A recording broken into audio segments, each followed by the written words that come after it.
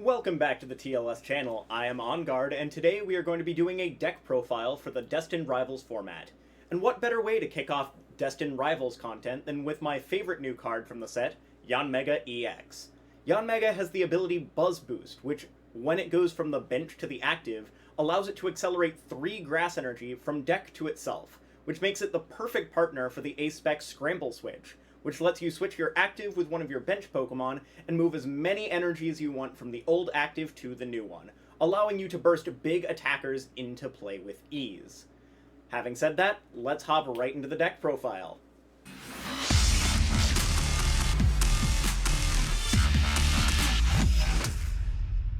Alright, starting off, we have the 3 Yanma. This Yanma has 70 HP and has the attack Whirlwind, which forces your opponent to switch their active Pokemon to the bench, which if your opponent only has like a bunch of Pokemon on their bench that they don't want in their active, this can be a good attack for buying yourself a turn. But for the most part, this is just going to be for us to evolve into our Yanmega. Razor Wing can potentially come up just because 2 energies for 30 does kill Budew, which is relevant. So if you go first and attach to Yanma, if they item lock you and you don't really have a way to get out your Yanmega or another attacker, you could always kill them with Razor Wing, which is not bad. Then we have Yanmega EX, which has 280 HP, which is a decent bit of bulk for a Stage 1 Pokemon, with the ability Buzz Boost. Once during your turn, when this Pokemon moves from your bench to the active spot, you may search your deck for up to 3 basic energy cards and attach them to this Pokemon, then shuffle your deck, as I mentioned in the intro. But it also has a very relevant attack, Jet Cyclone, which is 3 grass and 1 colorless. You can get all of the grass accelerated with the Buzz Boost ability. Just need to attach a singular other energy for turn. It can be the Jet energy, the Lightning energy, or another grass energy. And then it lets you swing for 210 and move 3 of the energy from this Pokemon to one of your bench Pokemon. So even if you don't have the Scramble Switch immediately, you can still set up other attackers with this Pokemon. There is Dwebble with Ascension. I love this little guy, he's adorable, and he can very quickly get into Crustle if you need a game that you want to not put any 2-prizers into play, and just try to play around pure Crustle, which isn't bad, to be completely honest. The Crustle itself has 150 HP, which means that it is actually out of range of Slitherwing against Raging Bolt, which is super relevant because of the ability Mysterious Stone House, which is prevent all damage done to this Pokemon by attacks from your opponent's Pokemon EX. This means that Pokemon like Raging Bolt, Ogerpon, any of the other EXs, there's a ton of EXs in this game, can't hit this. But it having more HP than something like Mimikyu also means that it's harder for 1-prizers to deal with. Slitherwing after the burn would be doing 140 and being 10 short, which means that they would need another turn to be able to actually KO the Crustle, and Great Scissors having the 1 grass and 2 colorless cost that swings for 120 is a decent option to Scramble Switch into off of your Yanmega. The Great Scissors also has the effect this attack's damage isn't affected by effects on your opponent's active Pokemon, meaning that this shreds through other walls. And in contrast to some other wall Pokemon that just get walled by Cornerstone Ogerpon because they have an ability, this one is able to shred through Cornerstone Ogerpon's attack, and because this attack does weakness, is able to directly KO Cornerstone Ogerpon with Great Scissors, which I think is an insane niche for this card. Then we have Iron Leaves EX. This is not a necessary card by any means in this deck, but it is nice when your opponent is trying to either Saw Block you, or they're trying to gust up something so you can't Scramble Switch off of it because it doesn't have energy on it. This allows you to play down a Pokemon that lets you switch into the active, soak up all of that energy, and you could either attack with Prism Edge, or you could Scramble Switch into the attacker that you actually want to attack with, making it a little bit easier to use your Scramble Switch if your opponent just bosses something up that doesn't have any energy on it. Rapid Vernier, if it wasn't already obvious from like the way I was describing this, when you play this Pokemon from your hand onto your bench, you may switch it with your active Pokemon, and if you do, move any amount of energy from your other Pokemon to this Pokemon. That includes from as many of your Pokemon in play as possible. So this isn't just from the last active to it. Any energy that's on your board, you can soak up onto this Iron Leaves. Prism Edge isn't a bad attack. For 2 grass and 1 colorless, you can do 180, or you can do 200 with Future Booster Energy Capsule. Now moving on to Iron Hands EX, this is going to be the big thing that we will want to be scramble switching into most games.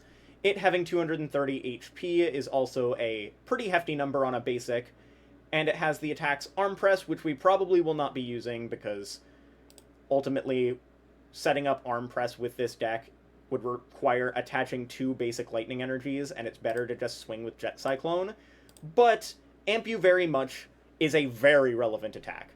For 1 lightning and 3 colorless energy, you do 120 damage, and if your opponent's Pokemon is knocked out by damage from this attack, you take 1 additional prize card, which against decks that are evolving decks or need to go through 1 prizers, you can trade with it fairly easily by being able to take 2 prizes on a 1 prize knockout with Amp You Very Much. So you can Buzz Boost 3 energy into play, attach Lightning, and Scramble Switch into Iron Hands, allowing you to basically set the pace of the game. We also have Iron Thorns. This one is a very disruptive card, which is good, and with Jet Energies we can get into it early, even if we go first or second. Iron Thorns EX has the ability Initialization, which as long as this is in the active, Pokemon with a rule box don't have abilities.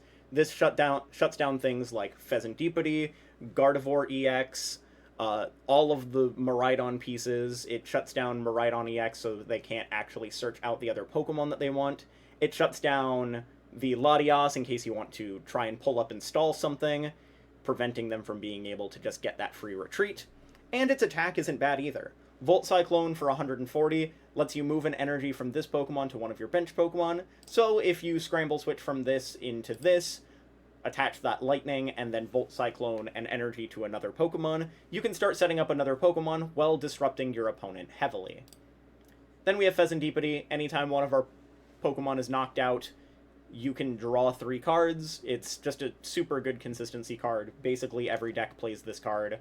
But also, with Scramble Switch in this deck, you can actually Scramble Switch into Pheasant Deepity and swing with Cruel Arrow. So if your opponent, say you have 1 prize remaining that you need to take, and your opponent has a 1 prizer on the bench, you could Scramble Switch into this and Cruel Arrow that Pokemon for game.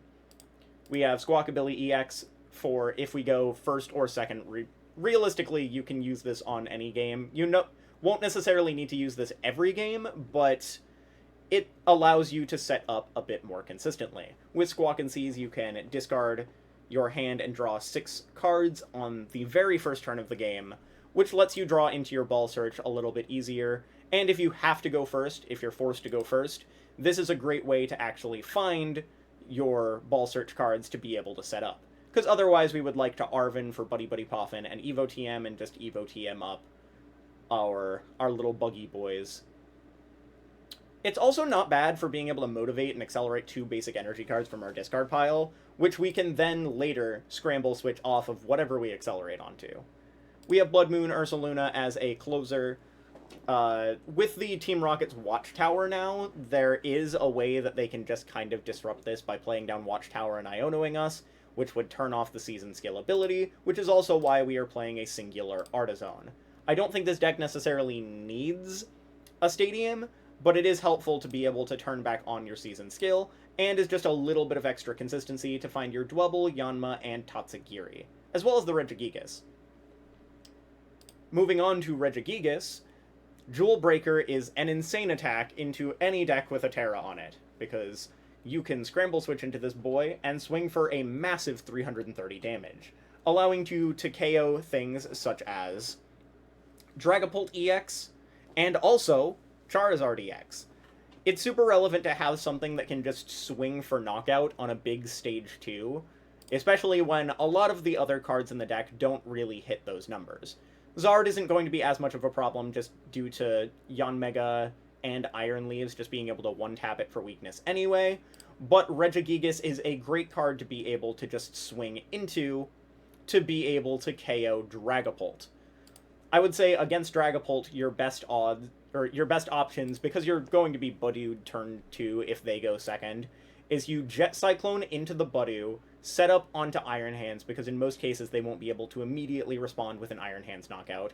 You take a knockout with Iron Hands, and then you Scramble Switch from either Yanmega or the Iron Hands into Regigigas to take a big knockout on their Dragapult in the active. We have Tatsugiri as well. It's a great pivot card while also being a huge consistency card, being able to find your Arvins, Ionos, and bosses a little bit easier. Attract Customers lets you look at the top 6 cards of the deck, reveals a border, and put it into your hand, which makes it a very good consistency card for being able to actually set up in the first place, especially going second. You can retreat into Tatsugiri, or you can Jet Energy into Tatsugiri, grab Arvin for the Buddy Poffin to be able to get set up, and go off to the races from there. From here, we have 4 Arvins for searching an item and a tool. We play 4 different tools. 3 Iono for both draw and disruption. 2 Boss for a bit of gust. 3 Nest Ball for being able to find any of our basics in our deck. The only cards that this does not directly find are Crustle and Yanmega. 3 Ultra Ball for being able to find any card in our deck, including the Crustle and Yanmega. 3 Buddy Poffin for being able to find our crucial basic Pokemon, as Yanma and Dwebble are kind of the key focuses of this deck, and Tatsugiri is a great consistency card. 2 switches for being able to pivot into the Yanmega more consistently. Obviously, we can just retreat into these with Rescue Board or Future Booster Energy Capsule, but having double switch is super relevant for being able to consistently get off that Buzz Boost. Earthen Vessel for being able to actually find our lightning energies throughout the game. Sometimes you might use this for a grass just to find attachment for turn, but in most cases this Earthen Vessel is just here to find these. Night Stretcher to be able to get back any Pokemon or energies that have been discarded. Super Rod for being able to put back into deck any Pokemon or energies that have been discarded.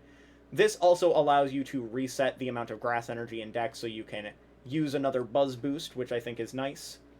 Countercatcher to be able to gust without needing to use Supporter for turn. A lot of times we will be going behind on that initial prize because we do want to Technical Machine Evolution turn 1 when able. Rescue Board to be able to pivot our 1 retreat Pokemon into our Yanmega particularly. It's also just ideally going to be on the Tatsugiri, so you can just keep going in and out with Tatsugiri when able. Future Booster Energy Capsule not only serves as free retreat for the Iron Thorns and Iron Hands, but also serves as a damage modifier for the Iron Hands, Iron Thorns, and Iron Leaves. Defiance Band is also super relevant because against a deck like Raging Bolt, once the Raging Bolt takes the initial knockout, which you hopefully will have only a 1 prize board state at that point, you can slap a Defiance Band onto Yanmega and hit them for 240 for knockout, which is super nice. The TM Evo allows us to find our Crustals and Yanmegas a little bit more consistently by being able to go Arvin for this and set them up immediately, just in case we aren't necessarily finding that Ultra Ball when we want it. We have Artizon as both a Stadium Bump and a way to find Tatsugiri, Regigigas, Dwebble, and Yanma, and the key component of the deck, the Scramble Switch, which lets you switch your active Pokemon with one of your bench Pokemon and move any amount of energy from the Pokemon you move to your bench to the new active Pokemon, letting you set up any of these attackers with ease. We have 7 Grass Energy to give us a little bit of flex room for Buzz boosting. Generally, we can get off 2 Buzz boosts in a game, even if we have a Grass Energy prized. Even if we prize multiple Grass Energy, we still have Super Rod, and this is enough to reliably get off that first Buzz boost, which is the most important Buzz boost to get off. Then we have 3 Jet Energy for a bit more pivoting, while also being that 4th energy attachment onto Yanmega, so you can slap this Jet Energy onto Yanmega, accelerate the 3 with Buzz Boost, and you are gold. And then you've got the 2 Lightning Energy that we can use to set up onto Iron Hands and Iron Thorns. It's also just good for any of the other colorless attachments if you are not using Iron Hands or Iron Thorns in a particular game. And that's the list. I hope you guys try out Yanmega, because I find Yanmega a ton of fun, and I hope you enjoyed the video. If you did, leave a like, subscribe, and remember, gamers, strike first.